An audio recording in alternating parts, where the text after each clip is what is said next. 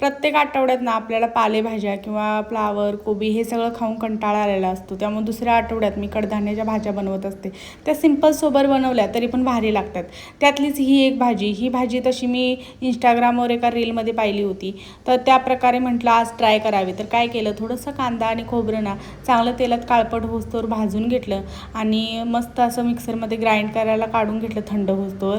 आणि त्यानंतर त्यामध्ये थोडीशी कोथिंबीरचे देठ, थोडंसं लसूण, थोडंसं टोमॅटो हे सगळं टाकून ना मस्त मिक्सरला ग्राइंड करून घेतलं. त्यानंतर मी ही भाजी कुकरमध्ये बनवणार होते. कुकरला 2 शिट्ट्या केल्या की ही भाजी शिजून जाते. त्यामुळं त्यामध्ये थोडंसं तेल, जिरं टाकून चांगलं तडतड दिलं जिरं आणि त्यानंतर त्यामध्ये हा मसाला टाकला केलेला. तो पण चांगला भाजून घेतला मसाला आणि मसाला भाजल्यानंतर ना त्यामध्ये थोडंसं हळद, थोडासा घरचा मसाला हे सगळं टाकून पण चांगलं मिक्स करून घेतलं तेल सुटस्तोवर.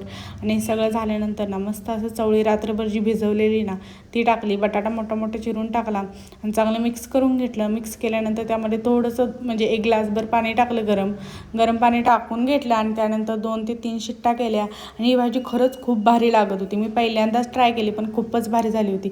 बघू शकता तुम्ही किती भारी झाली. तुम्ही एकदा नक्की ही भाजी ट्राय करा आणि अशाच व्हिडिओसाठी फॉलो नक्की करा. बाय, भेटू पुढच्या ब्लॉगमध्ये.